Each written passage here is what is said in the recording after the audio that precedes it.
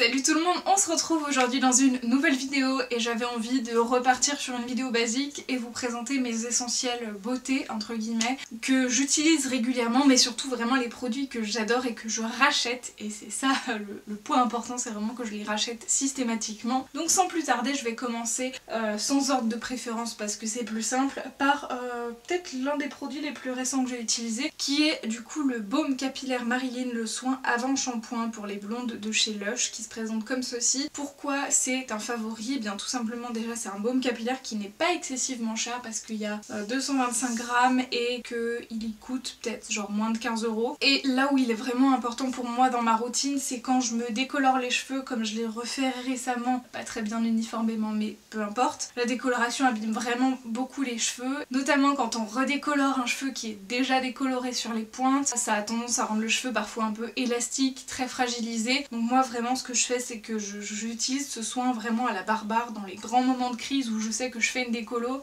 Je fais ma décolo, je rince et ensuite je trempe littéralement mes cheveux dans le pot et je masse sur l'ensemble de mes cheveux et de mes longueurs pour être sûre qu'il y ait du produit partout. Je laisse poser, vraiment c'est quelque chose qui est vraiment extraordinaire et je trouve que c'est un excellent soin, notamment quand on se décolore et quand on se colore les cheveux. Donc je l'ai depuis très longtemps, d'ailleurs il est resté dans ma douche donc il est plein de calcaire, c'est un enfer à toucher, mais voilà, je vais éviter de l'ouvrir parce qu'il est très liquide, il a un peu été dilué avec des résidus d'eau et tout pour l'allonger sur la fin de vie, mais voilà, je l'aime vraiment beaucoup, il est très efficace. Et oui, par contre il est normalement pour les blondes, pour avoir des cheveux plus clairs et lumineux de manière naturelle. Je pense pas qu'il y ait quoi que ce soit à l'intérieur qui fait que ça décolore les cheveux, donc je pense pas que ce soit si dérangeant que ça si vous n'êtes pas blonde. Par contre il sent la camomille et je déteste cette odeur. Ensuite je passe du coup toujours à un produit Lush, il y en a plusieurs, c'est l'après-shampoing American Cream. Je trouve qu'il fait le job. Avant j'étais pas du tout adepte des après-shampoings, j'étais en mode je garde mon shampoing et ça va très bien, ça fait le taf, notamment avec des shampoings siliconés qui de toute façon ne sont pas très bons pour les cheveux et font déjà cet effet genre cheveux extraordinaires. Comme je n'utilise plus de shampoing de ce type avec des silicones, et bien j'ai dû quand même appliquer quelque chose derrière, et voilà, ce soin là est très cool, enfin cet après-shampoing est très cool dans le sens où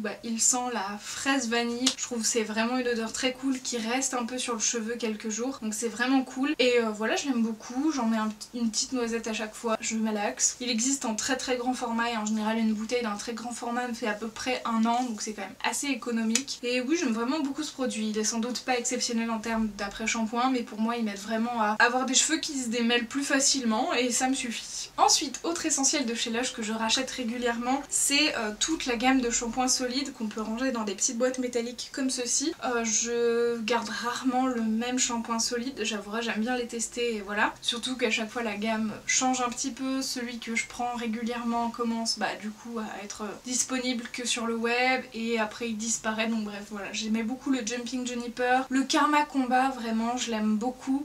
Il est beaucoup plus neutre donc à utiliser tous les jours c'est cool. Honnêtement là j'en ai un au citron que j'aime beaucoup, mais malheureusement j'ai vraiment un crâne très sec et je trouve que ça n'aide pas ce problème-ci, donc je vais essayer à l'avenir de me tourner vers un shampoing solide qui sera beaucoup plus composé de choses grasses, d'huile, etc. En sachant qu'en plus j'ai les cheveux secs, vraiment ça ne me posera aucun problème. Mais voilà, les shampoings solides c'est ma vie, c'est économique, c'est pratique à utiliser, c'est pratique à emporter partout, ça prend moins de place qu'un grand flacon liquide et je trouve ça plus économique et écologique. Ensuite un autre essentiel de chez The Body Shop, je vous en parle tout le temps à chaque fois que je vous parle d'un masque parce que c'est celui vers lequel je reviens systématiquement. C'est le meilleur de la gamme et c'est le Chinese Ginseng and Rice de chez The Body Shop. C'est un masque gommant illuminateur. Il fait gommage et masque, donc il n'y a pas besoin de faire un gommage avant, donc c'est un gain de temps. Et j'aime l'odeur, j'adore le ginseng en fait. Il se présente comme ceci, blanc clair. Il est un peu chiant à rincer parce qu'il fait plein de petits morceaux secs sur le visage, donc à rincer c'est un peu relou,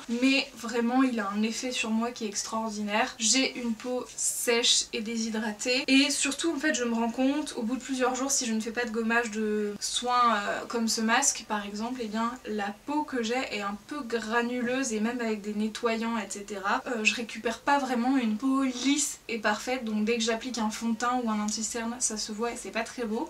Voilà, tout simplement parce que ma peau se salit vite et que du coup je pèle en fait, limite ma peau desquame quand je l'hydrate pas assez ou même quand je mets de la crème. Peu de temps après je peux juste frotter mon front par exemple et ça va peler, tout simplement parce que j'ai une peau qui a besoin d'être gommée très régulièrement peut-être trop régulièrement par rapport à la moyenne. Mais du coup voilà, j'essaye malheureusement quand même de ne faire qu'un seul masque par semaine, donc forcément ça a des répercussions, mais c'est vraiment un masque qui rend mon visage nickel et si je pouvais avoir ce visage tout le temps ce serait formidable. Prochain indispensable, du coup j'ai une peau sèche globalement partout et donc la seule crème hydratante corps qui a un effet extraordinaire sur moi mais qui est durable, c'est vraiment la Japanese Camellia Cream de chez The Body Shop, qui est de la collection de la gamme Spa of the World, et en fait elle est comme ceci, c'est une crème hydratation velours, elle est très douce au toucher, j'arrive vers la fin du pot, il m'a duré 1000 ans littéralement, mais c'est vraiment la seule crème qui m'hydrate en profondeur et avec laquelle je n'ai pas à me réhydrater le corps tous les jours. Avec toutes les autres crèmes que j'ai pu tester c'était pas le cas, même avec les baumes corporels, les beurres corporels chez The Body Shop ne sont pas suffisants, donc je ne les utilise que sur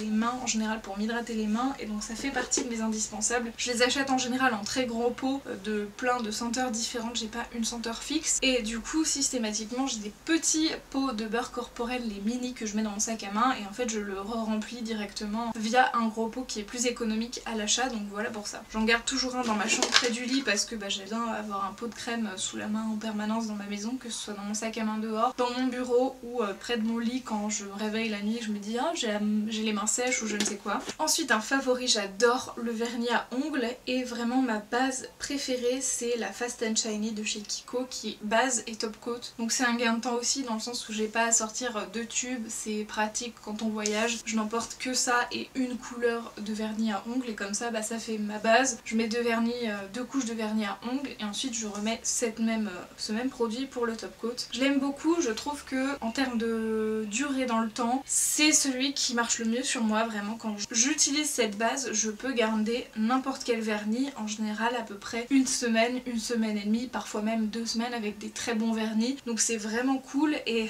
bien sûr ça ne marche pas non plus avec des vernis pourris. Par exemple j'ai eu des vernis Chanel et même avec cette base-ci les vernis Chanel c'est caillé en 3 jours, donc vraiment c'est pire vernis du monde les Chanel, je les déteste. C'est super d'avoir un vernis de cette marque, j'adore cette marque, mais vraiment les produits en termes de qualité, surtout en vernis à ongles, c'est à éviter parce que la formulation en fait fait que c'est une couche très fine qui s'écaille, j'aime vraiment pas ça. Ensuite avant-dernier produit, ma crème visage qui est la Water Drop de Dr. Jart Plus, qui vraiment rapporte de l'hydratation à mon visage et je la trouve formidable tout simplement. Elle est encore meilleure l'été parce que vraiment je trouve qu'elle sent le citron, elle est fraîche, elle fait un peu genre comme une gelée, je sais pas si vous allez vous rendre compte, mais elle est très blanche, un peu effet gelée, et c'est toujours extrêmement frais quand on l'applique sur le visage. Et il y a même un été où je me suis rendu compte en l'ayant toujours sur moi et en remettant régulièrement pour vraiment réhydrater mon visage que un visage hydraté, tout simplement, prend moins les coups de soleil. Hein. Et enfin, dernier produit, et pas des moindres, c'est le baume du tigre.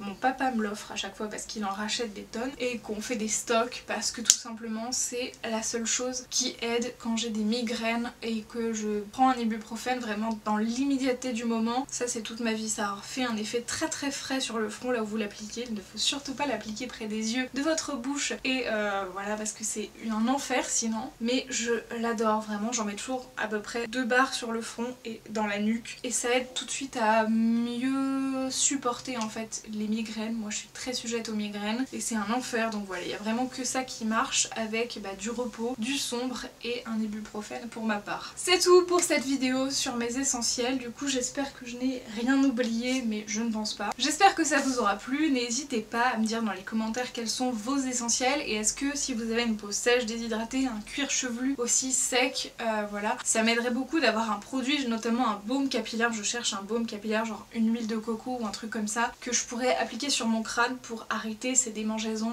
et surtout le fait que j'ai beaucoup de pellicules parce que je gratte, ça me gratte. J'ai un cuir chevelu très sec et je n'arrive pas à l'hydrater sans graisser mes cheveux. Donc voilà, j'espère que cette vidéo vous aura plu et on se retrouve très vite. Ciao ciao.